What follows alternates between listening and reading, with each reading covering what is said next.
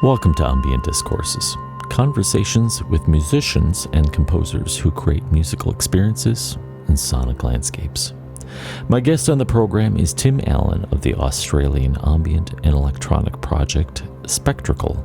Spectrical has 3 releases on Bandcamp that capture his exploration of sound design, creating interesting soundscapes for the listener to dive into.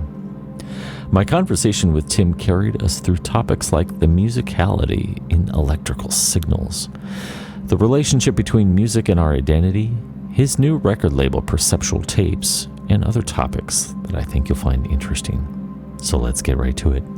My conversation with Tim Allen of Spectrical. Tim, it's wonderful to have you on both the program and the podcast. I'm really excited to meet you and get to know you and your music. Well, welcome to the program. Thanks very much for having me. It's great to have you here. So before we start diving into some of the deeper matters and more about your music and all that, let's get to know you a little bit. Tell me a little bit about yourself, where you live, and how you got into music making. Yeah, sure. So I live in Hobart. I'm originally from Melbourne in Australia. Moved to Hobart about 7 years ago. I got into music very early in life. My parents were both classical musicians, and they got me to start playing violin when I was 5 years old. And I still play violin, but not a whole lot, just for a bit of music making. But I've picked up guitar when I was a teenager, and that's sort of my main instrument. But I've been getting into synthesizers and making music with more experimental methods as well. So yeah, I've been interested in music throughout my whole life. It's really a passion of mine. So your parents are musicians too. Did you have the the pressuring that goes on from your parents kind of nudging you, or were they pretty laid back in terms of your musicality? They certainly were encouraging of getting me to play music. So I wouldn't really call it pressure, but yeah, they just got me to play violin, and they got me to take lessons throughout school. So yeah, from 5 years of age up through to the end of my high school, I played violin and took lessons and played in string orchestras and string quartets at school. My dad, well, he was actually a music teacher at school as well. So he was very patient and would help me to practice violin. Yeah. Wow, that's got to be kind of a good gift. I'm sure as a younger child, you were probably like, all right, Dad. Yeah, I didn't always feel like doing it, but right. I'm really grateful that he took the time to do that for me. And he always said, you'll thank me later on in life. And I am grateful to that, for him doing that. Oh, that's great. That's great. When did you start picking up the guitar again? Was that around high school, you said? Yeah, it would have been, I think I would have been in year 8 or year 9, which, probably about 13 or 14 years old, I think. Wow. So you've got started early on the multi-instrumentalist side of things. Yeah, but I really don't want to overstate my abilities. I've never been anywhere near professional, and I don't really play live.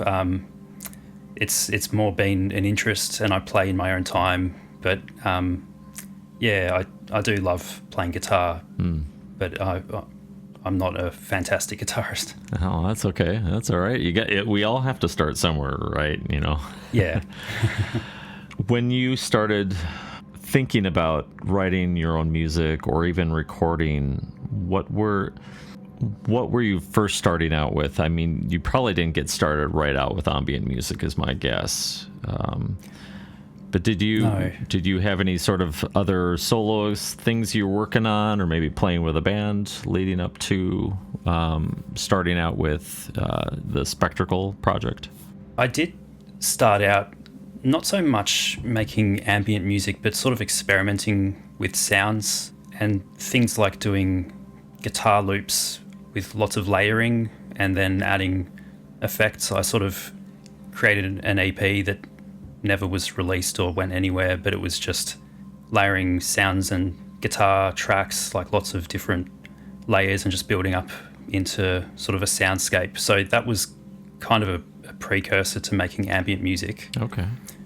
I was also really interested in more experimental sort of creating soundscapes out of sort of non-musical objects, which also was not something that I released as Spectrical. It sort of was just for my own interest. But yeah, that was kind of, I suppose, the beginning of Spectrical. Okay. So tell me more about some of these non-musical objects. You've got my curiosity about this.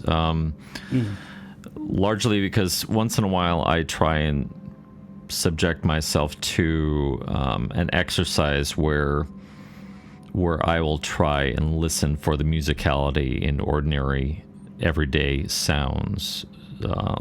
Cars driving by, horns, of course birds are like a low-hanging fruit because it's very musical in itself. But what sorts of things were you drawn to in terms of capturing sound and making an ambience out of it?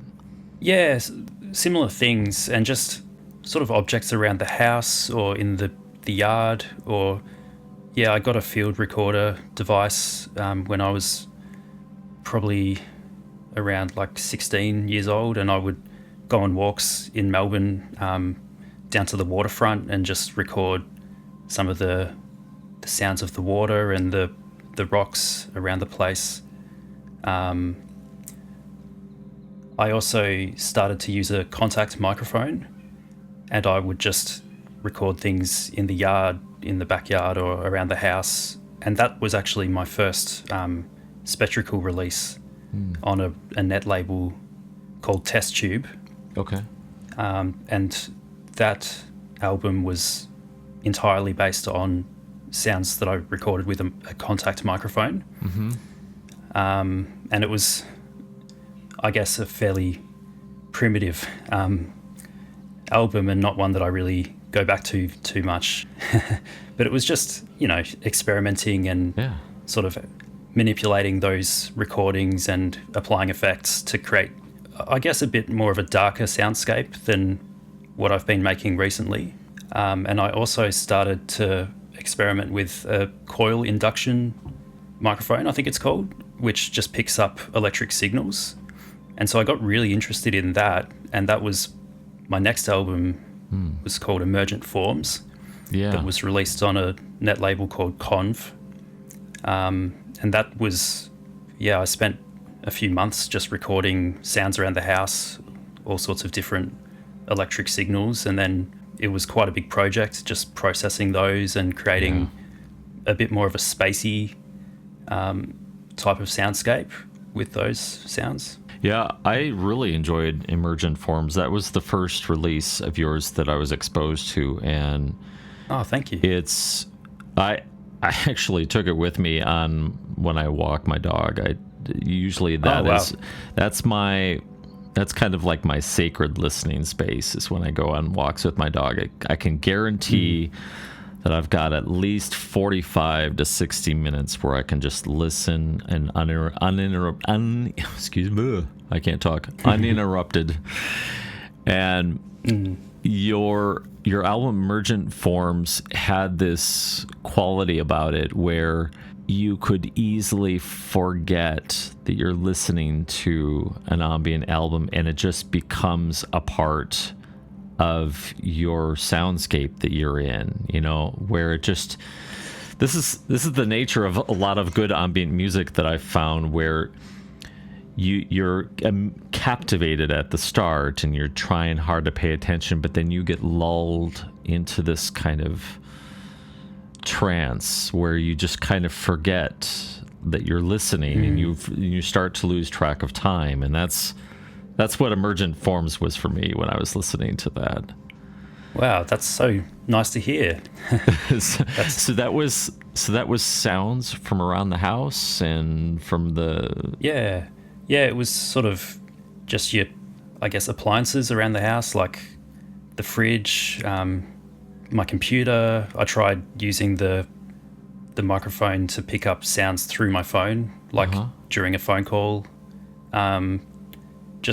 Experimenting with hearing what sort of electric signals different devices would produce. Wow. And then, it was a really fascinating sort of experiment. So tell me more about this. Is it picking up like the just kind of like ambient or radiant electrical frequencies that just happen to be emitting off the device? Yeah, I think that's how you would describe it. I'm not an expert in how it actually works. But yeah, I think it's a microphone that doesn't pick up acoustic sounds. It just picks up the electric signals. That's really fascinating. Yeah, if you've ever put your phone too close to a guitar amplifier, I'm not sure if you play guitar, but you get that sort of feedback and little strange blips and beeps.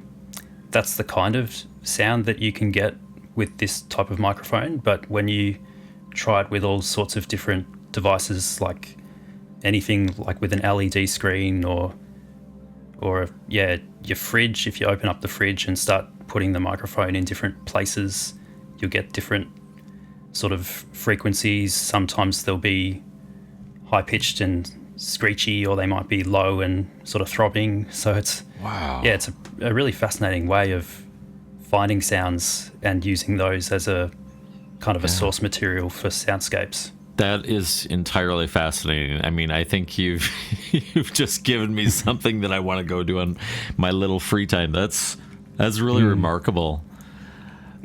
So you've got the Fleeting Visions into Sleep. That's your follow-up release to that? Yeah. Yep. That's my newest release, and it's actually one that I started probably around the time that I was making Emergent Forms. So it's an idea that I've had for a really long time, and I just took a long time to actually put it together and get it to a state that I wanted it to be at. But it's a very different release. It's a lot more, I guess, harmonic, because it uses piano as opposed to sort of atonal frequencies. Yeah. I see it as a sort of a very different approach and a different style, but it's something that I'm really interested in exploring and continuing to make that sort of more musical type of ambient music. So I got a question about that. So I've been asking different musicians about their take on this. For you, with ambient music, of course, many of us know about Brian Eno's famous quote about ambient music is simultaneously ignorable as it is memorable. What for you makes memorable ambient music? Yeah, that's a good question. And I think it's about the totality of the music, the sort of the combination of tones and timbres and textures, and being immersed in a soundscape, like you were mentioning earlier, a soundscape that really can draw you in and take you to another place and sort of inspire maybe a visual experience of seeing a landscape or a different place in your head. That's something that I find interesting about ambient music, is sort of imagining a different place, and it's a bit of an escape for me. When you're calling it an escape, would you characterize ambient music and even the composition process as kind of like a meditative process for you? Yeah, I would say that. I find ambient music can be soothing and sort of a healing type of experience. Like if I'm stressed or not feeling my best, putting on some good ambient music can just be a way of escaping from the present moment and being taken to a more calm place and maybe a happier place. And I'm often drawn to natural environments, and I find that ambient music can be a way of escaping, whether it's the office or being in a city, and just listening to ambient music can make me start to just visualize a nice sort of natural environment. Yeah, totally.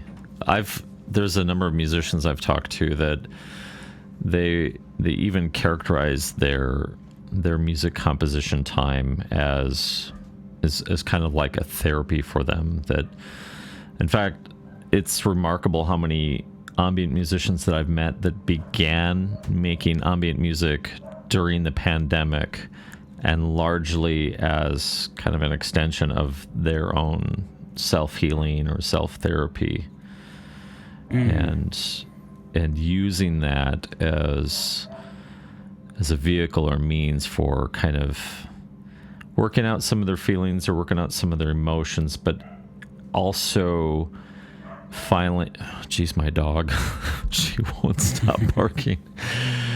But even going back, even after having recorded the piece and even released it, going back and listening over and over again to their own music as part of their therapy,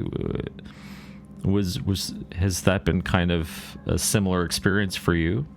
Yeah, and that's actually quite interesting to hear about people starting to make music because of COVID. I'd actually been working on my latest release, Fleeting Visions into Sleep, and I'd had it sort of in a pretty good place, probably in around 2019, but I sort of put it away and I just was working on other things, not really related to ambient music. And then it was actually when I had COVID and I was unwell and, feverish and just feeling awful, I just needed something to help me. And I was putting on ambient music. I was listening to Hackabune on Spotify. He's an amazing Japanese drone artist who uses guitar mostly, I think, to create his drone soundscapes. And that was a kind of a healing and soothing experience, and just something that I felt that I needed. And that really got me back into ambient music and inspired me to finish off my own album. I wouldn't say that I go back and listen to my own music. I tend to be a perfectionist, and when I listen to my music, I'm often thinking about things that could be better. So yeah, I find it much more, meditative to listen to other artists, and I take a lot of inspiration from other artists. But I do, I take pride in my work, and I'm glad that I've made them, but I wouldn't necessarily say that I go back and listen to them too often. Let's take a break from the conversation. We're going to check out a track from Spectracal's debut album, Emergent Forms. This is a beautiful track with a mix of ambient tones, soft white noise, and other textures. I think you'll like it. This is entitled Emergent Forms 4, here on Ambient Discourses.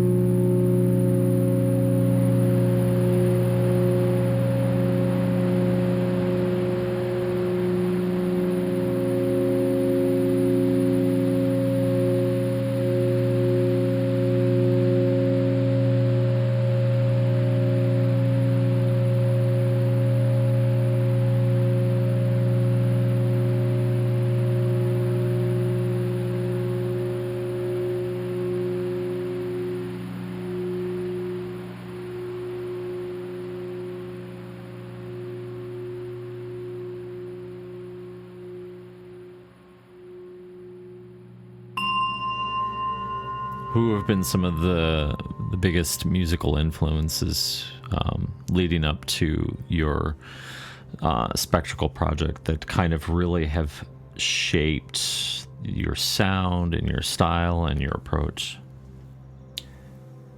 A lot of artists, and it's hard to pick a few, but Hakabune from Japan. I love his drone sort of long form soundscapes. I'm a big fan of Tim Hecker for his sort of really noisy, massive walls of sound. Particularly when I was a teenager, I became really interested in a label from Belgium called Mystery C, which is now sort of morphed into Unfathomless. And that was a much more sort of experimental kind of style of ambient music. And there was an artist who had a few releases on Mystery C called Castle Jaeger. That's actually a moniker, so I know his real name, but I can't remember right now. But he's a French experimental artist who I think is a senior figure in the GRM, the sort of experimental research facility, I suppose it would be called, in France. He makes some incredible experimental music. So he's been a big influence on me as well. And yeah, there are so many other artists that I can't list who have really influenced me. It never ceases to amaze me how many artists people will name, and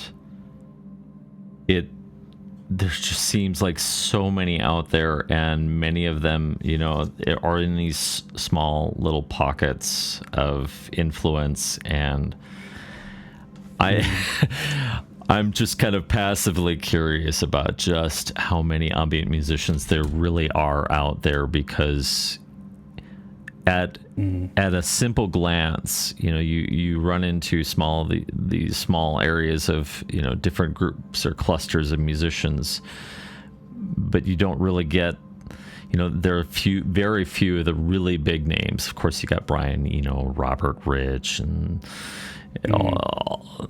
all the well-established names, Steve Roach. But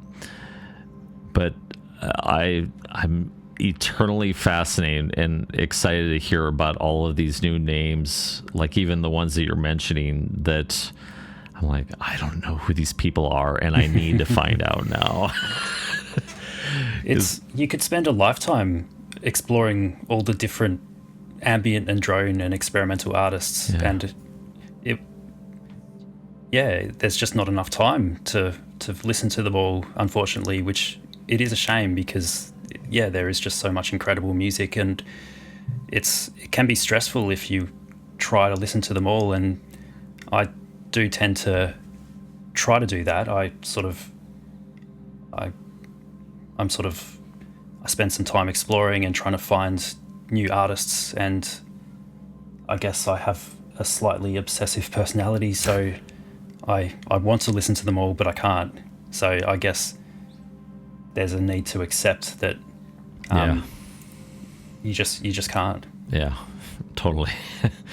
I can absolutely empathize with that, even with all of the music that crosses my desk for submissions for the program, and even that can be hard to keep up with new music that's coming in.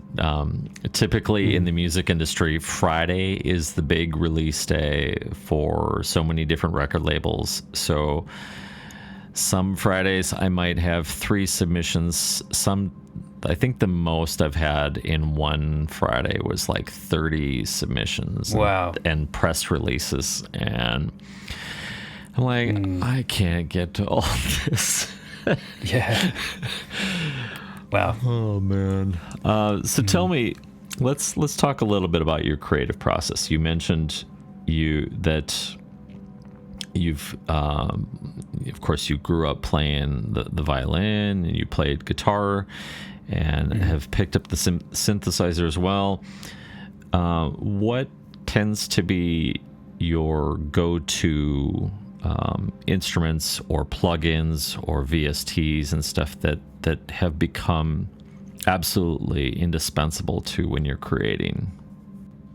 That is a good question. I don't think there's a particular plugin that I can't live without.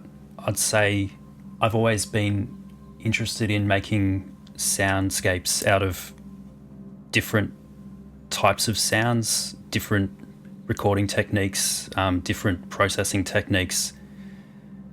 And that's been a bit of a drive, is to always be trying new things and taking a different approach.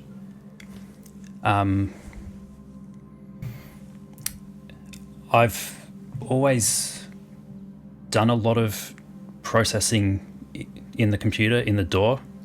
So when I, whether it's recording electric signals, like what I did with Emergent Forms, those were heavily processed with all sorts of EQs and reverbs and dynamics processing. I guess those are fairly basic types of tools that you could use all sorts of different types of plugins for those.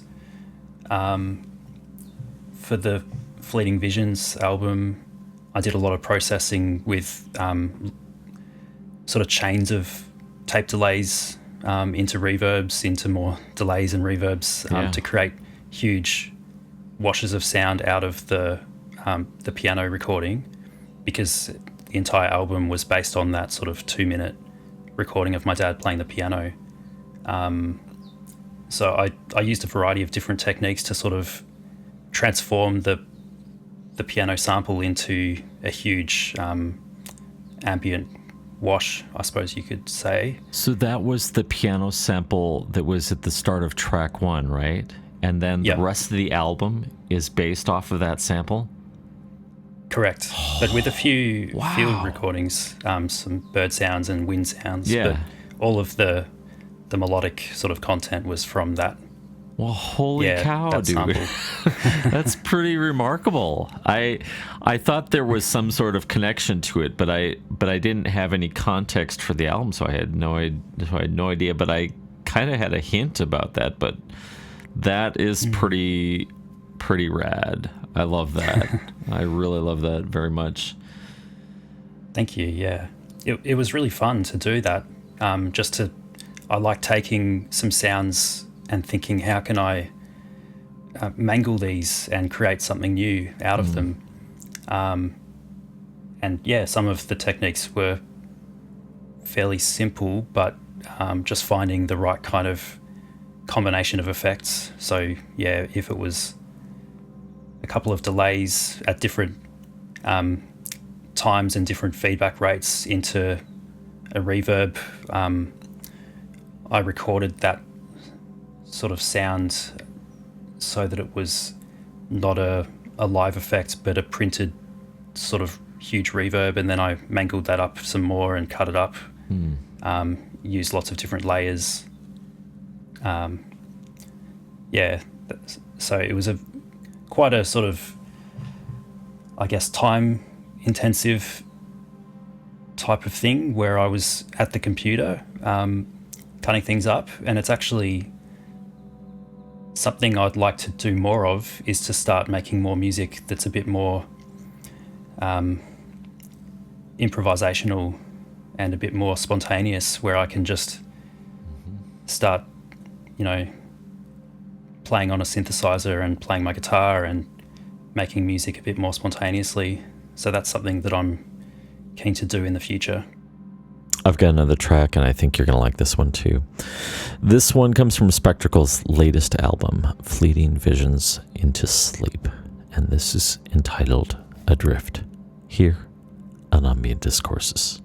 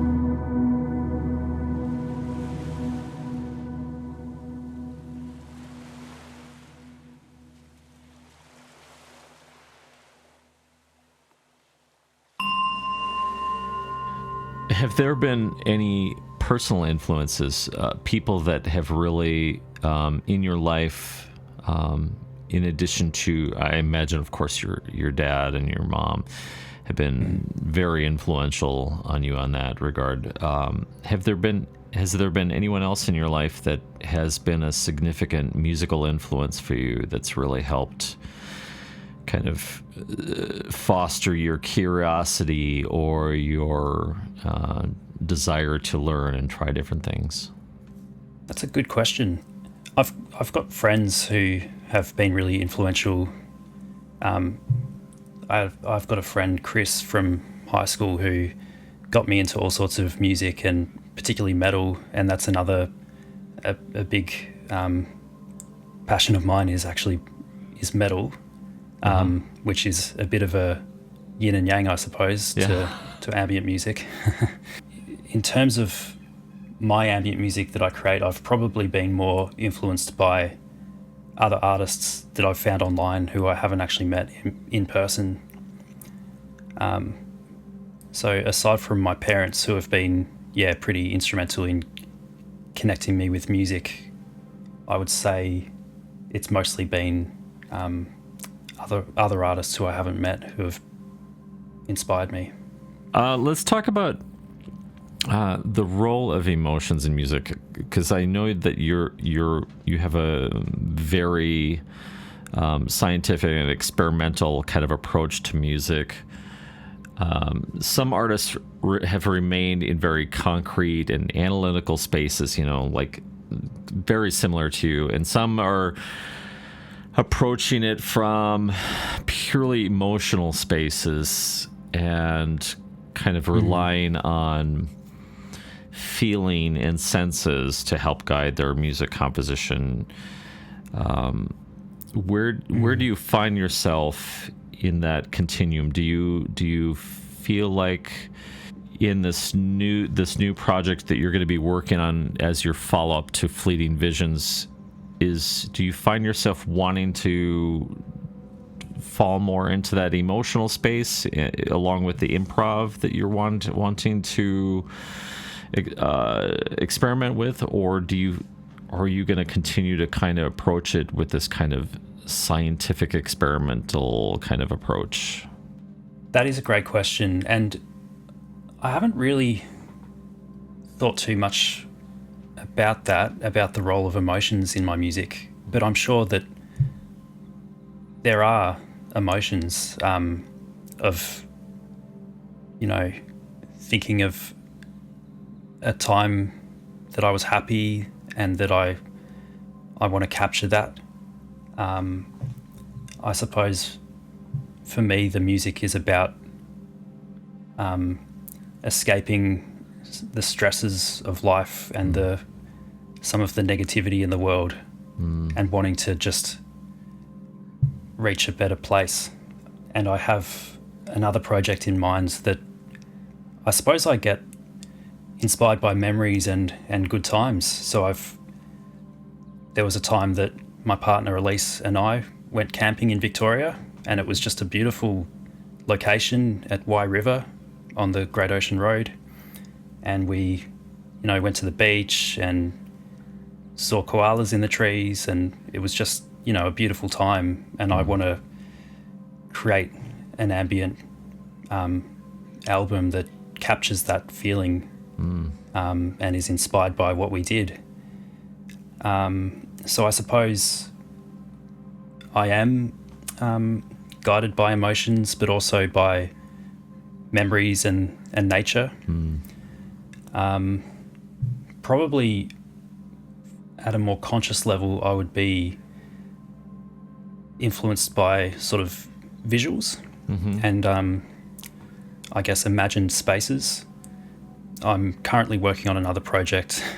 I've got a few too many on the go, but there's one that I'm doing now that's it's sort of a more spacey, less terrestrial, more kind of otherworldly, alien type of soundscape.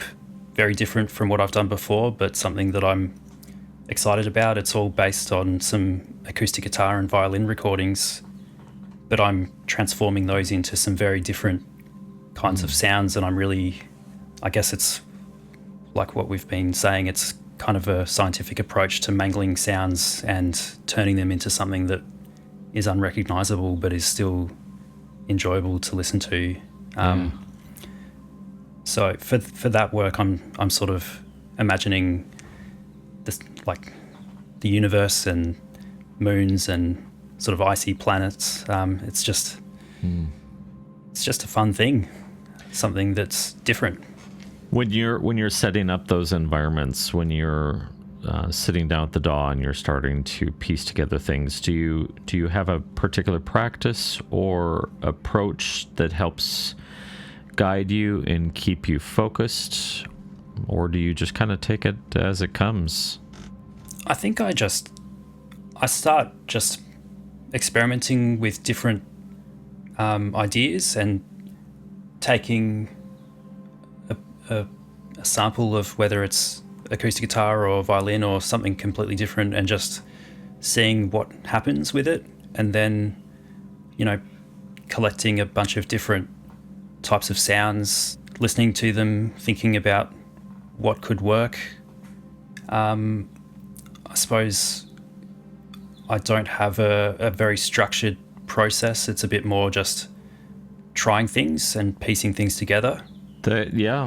That's seems to be pretty resonant with even my process. My process is very similar to that, where it is kind of you get maybe kind of a vague idea in your head or a concept, and then you kind of look for sounds or other things that might kind of resonate with that. So let's talk about mental blocks, because I know that's a thing for a lot of us musicians, especially when we're sitting down at the DAW and you start out with that blank slate. When you're having a mental block but you know that you want to sit down and create, are there any practices or things that you do that have helped you kind of get beyond that initial hurdle of, yeah, that sound sucked, that sound sucked, that sound sucked, and you start to feel your motivation level declining the further along you get? What helps you through those mental blocks to get into more of a frame of mind of creativity and productivity? Yeah, I can completely relate to that feeling. I think what helps me, because I have experienced that, is to just pick up my guitar or my violin and just, jam and come up with some, maybe just record some, just playing the instrument, and then just using that as a sort of a starting point. And it might not go anywhere, but it's just a way of coming up with some new ideas and just having fun, enjoying the music making process. So I suppose I wouldn't just try to sit down with a blank slate and force myself to create a new masterpiece. Yeah. It would just be about trying some new things and making some recordings, and then either putting them in an archive or revisiting them and working with them. I think that's a good idea. Doing anything, just get anything out in front of you, even if it ends up in the proverbial junk drawer of music. I've got one of those. Lots of named files, like, well, I might get around to that someday, or maybe not. Yeah. Have there been times that you've, within that short span of time of just starting to create something out of profound has emerged from that when you're trying to get over those hurdles? Have there been any recordings in particular that stand out to you that maybe was an absolute slog or a very difficult process at the beginning, but became a very memorable recording for you? Yeah, I would say that Emergent Forms was a bit of a slog. It was a huge project, and I think it was quite an ambitious project to, I told myself I'm limiting this recording to only using electric signals that I've recorded around the house. I didn't want to use any outside instruments or sound sources. And it was a time where I was still kind of learning about sound design, and there were a lot of techniques that I know now that I didn't know then. So I was kind of finding my way, just seeing what would happen if I take a sound and pitch it down by 2 octaves and apply filtering and EQ and maybe a bit of reverb or that sort of thing. And it's a long album, 60 minutes, with a lot of different kind of chapters, I suppose I would call them. Yeah, I guess it was really ambitious, and it was not easy, and it was at times a bit of a slog. Yeah. And I look back and I am glad that I did it. Well, it sounds like you learned quite a bit. I mean, if you're walking away with more techniques in your arsenal, and you're obviously trying the difficulty of doing something new that you've never done before, and also combined with that, giving yourself creative limitations. I like that idea that you're giving yourself a very specific small parameter to work within. And I think that that's where some of our best work comes from, when you have very strict limitations, and then it's just up to you to figure out just how far you can take it within that space. Absolutely. I find that a really useful way of coming up with a concept or an idea and running with it, and the limitations can help focus you. I think when it's there's a whole world of instruments and plugins out there, when you don't have any limitations, it can be overwhelming, and not knowing where to focus your time and efforts. And also when I was starting Fleeting Visions, which I found that quite difficult as well. It was a bit of a slog, and I suppose that the 10-year gap is because I knew that I wanted to do an album that was based on my dad's piano recording. I suppose I just didn't have the sound design techniques that I wasn't getting the sounds that I wanted, and it just took me a long time to kind of learn that or find the techniques that worked to create the sounds that I wanted to hear in my head. Sure. Were there resources that you looked to that kind of helped you find some of those techniques that you were looking for? Not really. I think it was more, I had a bit of a breakthrough when I moved away from something that I was trying and sort of created a new version of the project that I was working in, and just started from scratch a little bit and tried some new techniques, and eventually just found something that was working and gave me a way forward. That's really interesting, especially kind of stepping back and being willing to start over. And so out of curiosity, that one other project file that you had, did you discard it altogether, or did you keep it in your proverbial junk drawer somewhere? I think I've still got it, yeah. I've got multiple hard drives. I try to back up everything, and I don't delete my projects. Because that would be curious with where you are now in your musicality and all of the things that you've learned in sound design. What would happen if you opened up that project file again, and what would be your reaction to what it is just as it is and what you would have done differently? Yeah, that would be interesting. Maybe I should open it back up and have a think about it. Absolutely.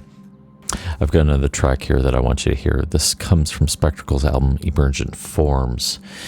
This is Emergent Forms 2, and it is a longer piece, so hang in there, listen intently, and enjoy the ride here on Ambient Discourses.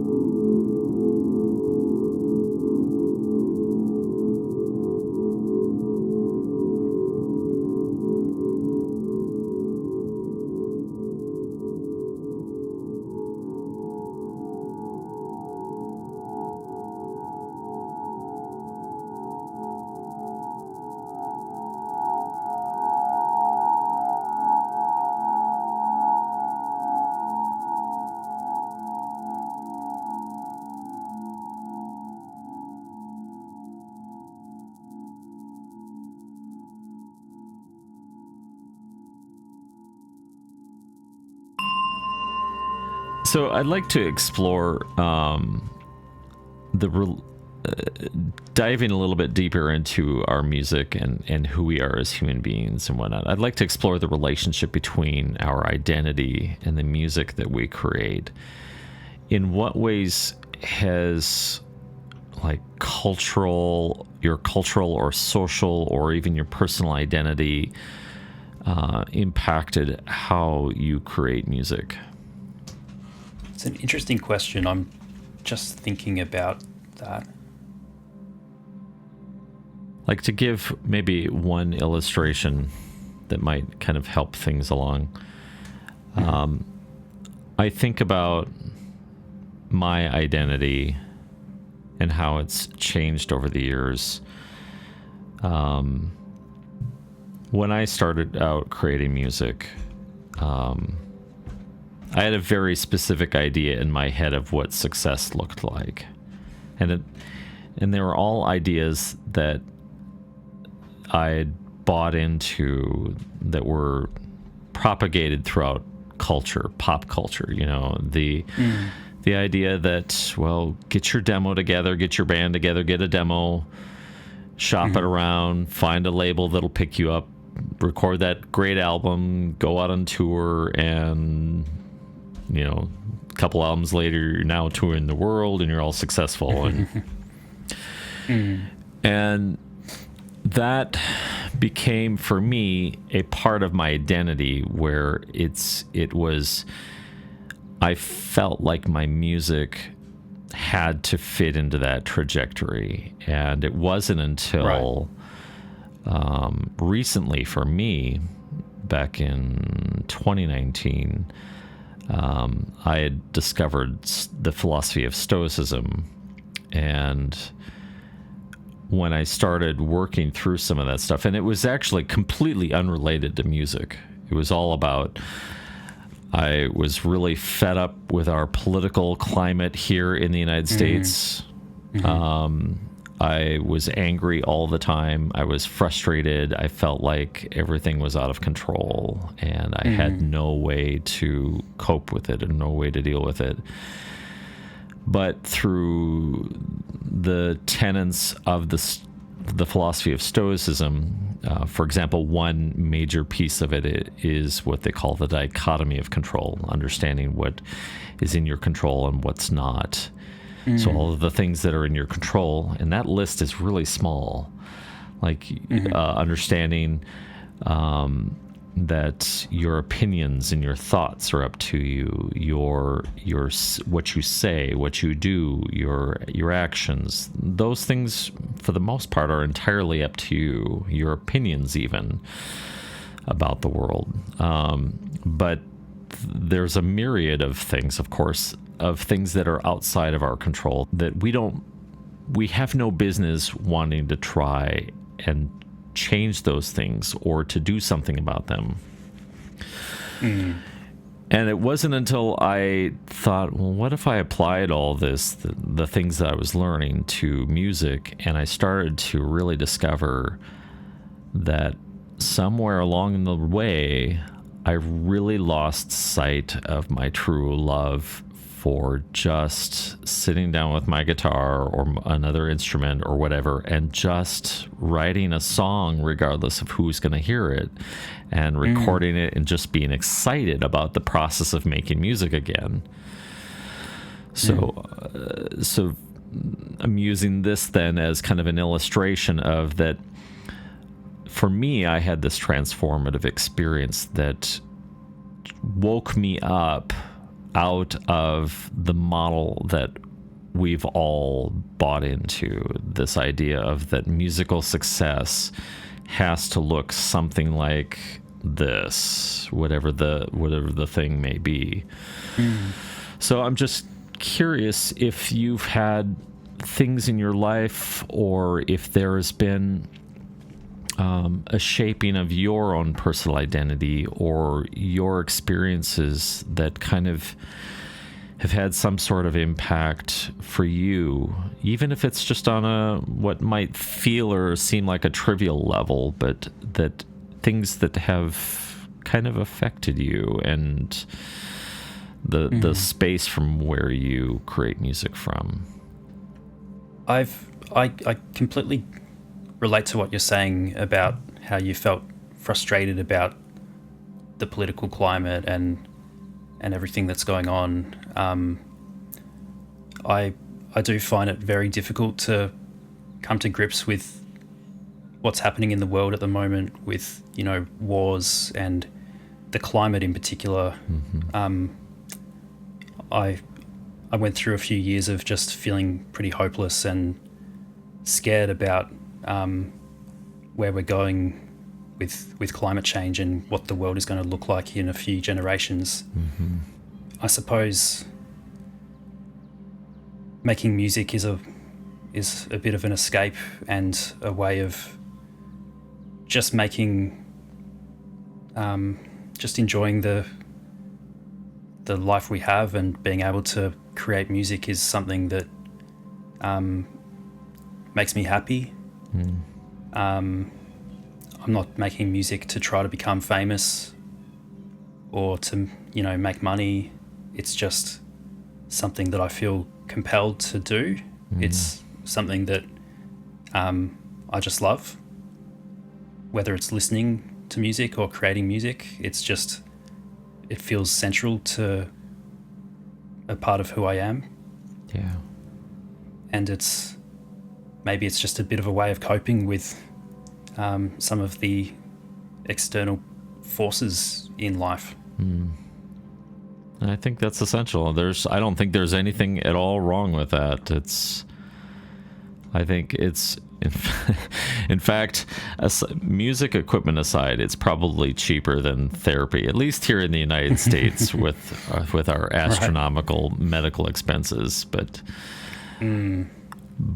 it's got to be, yeah, it's a wonderful way to process through your emotions and the feelings that you have, and find some sort of solace. But yeah, I can identify with that too, with the feeling, kind of almost a sense of hopelessness about the environment, especially like we're just on this trajectory of absolute like, what are we doing to our planet? Yeah. What the heck are we doing to it? You know, and why? It's terrifying. Why are we not taking this seriously enough? I don't understand that. I really don't. Yeah. But then I take some sort of morbid consolation in that that the Earth will still be here. We just won't be, and the Earth will be like, well, good. That now that we got that invasive species dealt with. Yeah, I do think that way as well sometimes. Yeah, humanity, you know, there are the good people, and I don't want to sound too misanthropic, but it's just, we are doing so much damage to the world. But like you said, the world will still be here, the universe will still be here, and that is something. Yeah, it points to how ephemeral we are. And absolutely, how even our acts of creations that we kind of wrap up our ego into, and how fleeting that is, and that even years after we die, it's going to be irrelevant. No one's going to know about anything we've made. We might we might very well pass into obscurity. And I know for some people that can be absolutely disconcerting, you know, that being so wrapped up in ego. But I think what you're doing is very healthy, and you're doing it for what I feel are the right reasons. It's exploration, it's self-expression. You're processing through and working through a lot of big issues that are, many of which are entirely out of your control. I think of the Buddhist monks who on a daily basis will create these absolutely beautiful sand mandalas, and only to wipe the slate clean after they're done. And the beautiful mandala that they've created is no more, and now it's just a wash of mixed colored sand on the ground. And I think that what you're doing is like a representation of that in your own unique way. And I think there's a feeling of liberation in a way of not feeling like everything you do has to be preserved in eternity. Yeah. Just making something for the moment, and enjoying the process. It, in a way, it makes you, and I've said this before to others, but so I don't want to belabor it or take away its meaning or efficacy, but we are this continuation of the expanse of the universe, the Big Bang, that we are that continuation of this creative force, and it's here for a moment. We create in that moment, and that moment is gone, and it's I think you are absolutely right that it's liberating, because you don't have the pressure. You don't have to worry about how many likes you have on social media. You don't have to worry about, oh my God, I made $5 on Bandcamp last year. It takes a lot of the pressure off you as an artist, and I think it gives you a much more deeper opportunity in terms of your creative time than simply trying to come up with a new beat that everyone's going to like on TikTok. And Yeah. That said, I do want to connect with people and see that my music is people are enjoying it. I think that's something that I find really, I feel really satisfied and happy when I get a message from someone saying that they enjoy my music. Like, that feels great to know that it's resonated with other people. So I do find myself, on social media, seeing if people enjoy my music. All right, I've got one last track for you. This comes from Spectracal's latest album, Fleeting Visions into Sleep. This track is entitled Illucid, here on Ambient Discourses.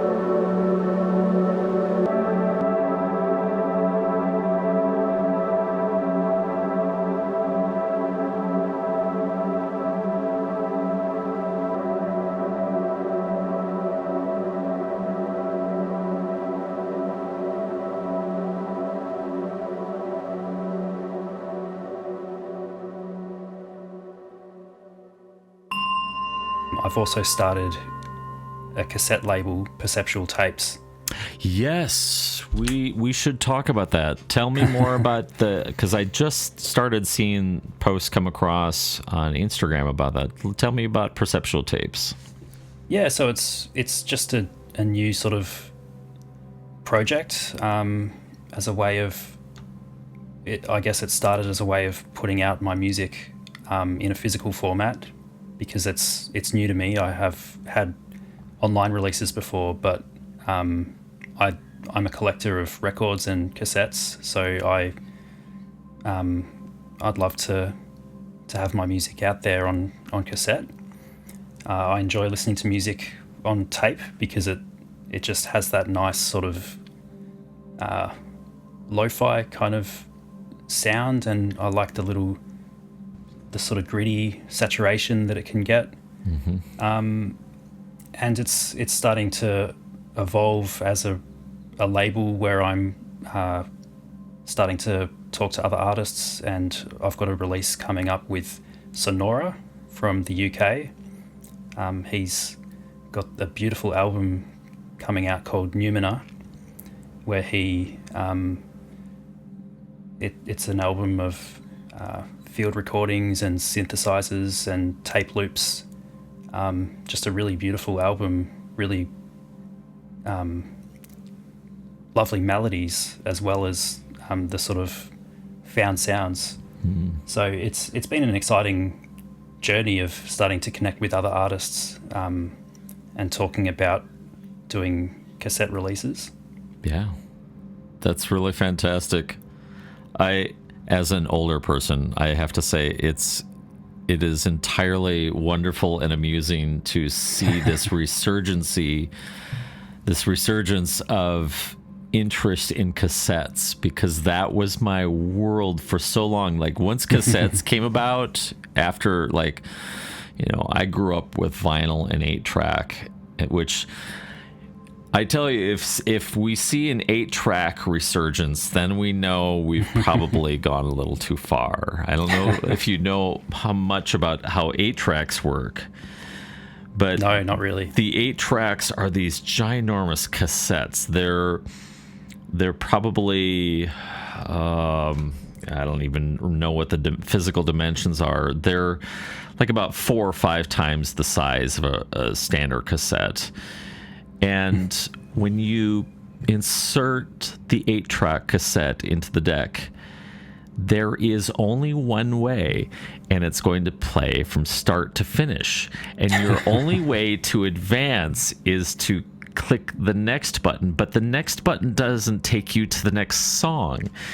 It divides up the track into 4 sections. So 8-track, meaning that there's 8 total left, right channels, so you've got split up into 4, which begs the question, why don't they call it 4-track? I don't know. but so when you click next, it advances to the next chapter, then the next, or the one note over, or one channel over. And so when you sit down to listen to something on 8-track, much like vinyl, you're committed to sitting down and listening to that thing. And so it's entirely amusing to me to see this resurgency of cassettes, and I welcome it. I think it's absolutely fantastic. I made many mixtapes back in the day when mixtapes were a thing first time around, but I didn't have too much of a cassette sort of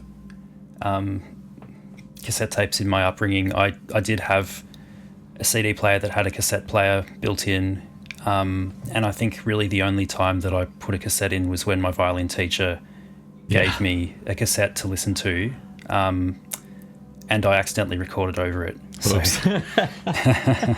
that's my only memory of cassettes. But I love the sound of them, and also I suppose another project that I've got lined up for the future. I've just got too many, but my mum has this old box of cassette tapes that she actually recorded back in the 70s and 80s when she was auditioning for orchestra jobs. She was an oboe player. And she gave me the box of cassettes, and I recorded them all to digital, and I've saved them. And yeah, there's some really beautiful sounds, and they're quite gritty and a bit lo-fi because she would have just recorded them with whatever she had available. But I'd love to use those in some sound projects. Yeah. So I guess from that time, that was really where I realized that I love that old sort of vintage sound of cassettes. Mm-hmm. Plus, you get the tactile, the feeling of the pressing the play button and the stop button. You actually, it's this physical kind of ritual. You've got it's all a part of listening to cassettes. Same with vinyl. Vinyl has its own ritual of, laying everything down, engaging the turntable, bringing the needle over, all of that. It's all kind of this, I don't know, it's kind of cathartic, really, I think. There's something comforting about we'll put it this way, it's not, here I am on my phone, I'm just, skipping to the next song or whatever it is. There's a different experience to it. Yeah, and I think it can, at least for me, helps me feel connected to the artists, their music and their vision for the package of the album or EP or whatever it is. Right. And it's that kind of experience where you listen to the whole package, the whole album in one sitting, or you might listen to one side and flip the record another time. But I think having that physical object can help you to experience the music the way it's intended. That's good. I like that. One last question, and then we'll wrap it up. So you're kind of new to the scene with, you've got a couple releases out, but with all the things that you've experienced and learned up to this point, what would be one or two pieces of advice that you would leave for other musicians that might be just starting out or are trying to find their voice or trying to figure out how to, I don't know, get settled into who they are as a musician? Do you have any words of advice for other musicians out there? Yeah, I think my advice would be to find your own style, find some ways of making sounds and making music that work for you and that feel right. Don't try to necessarily do what is going to be popular or, get the likes on Instagram, but just sort of experiment and just have fun with the process, and don't feel that you have to immediately come up with something that's perfect. And that might mean starting a project and putting it down and coming back to it later, or starting again from scratch, and just experiment and find ways of creating soundscapes or whatever it is that you want to make in a different way. It doesn't have to be the correct way. Like there's so many different ways of creating sounds and soundscapes. You're right. I think that's fantastic advice, especially being willing to play, to experiment, to put a little bit of playfulness into it. I mean, because shoot, that's what we did as kids. You go out in the backyard or wherever, and you're poking around with things, and you're trying different things out and experimenting and trying to figure out the world as a child. And I think it's very similar as a musician, especially when you're just starting out, try. In fact, there's I've read the new book that's out by Rick Rubin about creativity, and so for those who aren't for the listeners who aren't familiar with who Rick Rubin is, and there's probably only one or two people out there by now who don't know who Rick Rubin is, but he is a world-renowned producer and studio engineer, and he had some really amazing things to say about the creative process. And one of the things that he said, that when you're experimenting, don't throw anything away and just keep going. He says there's no such thing as a bad idea. It might not work, but you don't know that until you've actually committed to trying and, try it in a number of different variations. So what I think you're saying is wonderful. I think it's a fantastic bit of advice for musicians out there. Just get out there and try. Just do something. Find your voice, and that takes time. Finding your voice, finding your sound. Absolutely. You have to put in the effort and the time and the work.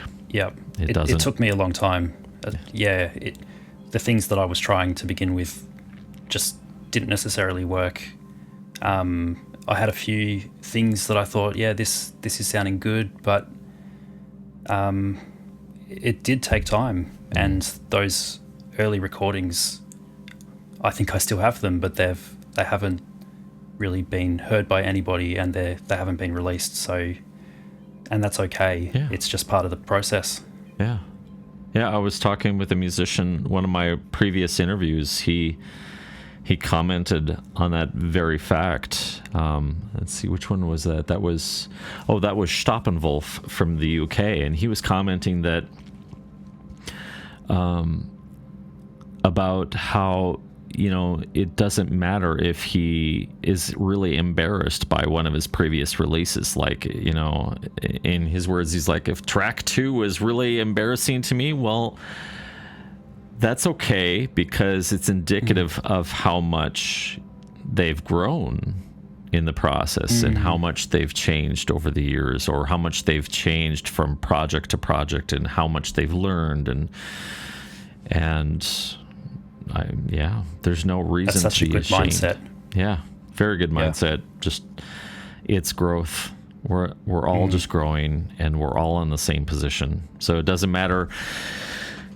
All of the instrumentalists or musicians out there that sound amazing and make us cry and weep on Instagram and feel absolutely insignificant, like we'll never achieve that. Well, their journey was probably rich with 8-hour rehearsal days for 6 days a week.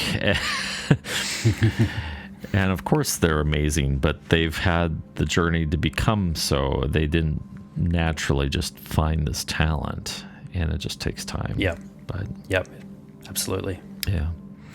Well, I have to say, Tim, I've really enjoyed our conversation, and it's always a thrill for me to hear where different people are coming up through their own upbringing, their own experiences, and I'm starting to get little pieces of how different people all go about doing music, and I'm starting to see some of the resonating qualities between everyone. And I think this finding a place of expression and creativity without the pressure of trying to release something or have it be heard or make it professional sounding right off the get rid of that pressure.